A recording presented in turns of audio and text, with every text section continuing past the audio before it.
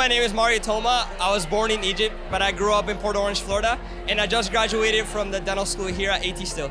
It feels surreal. All the long nights were worth it. It was definitely a journey, and I want to thank the faculty. I want to thank everybody here at the school, the friends and family.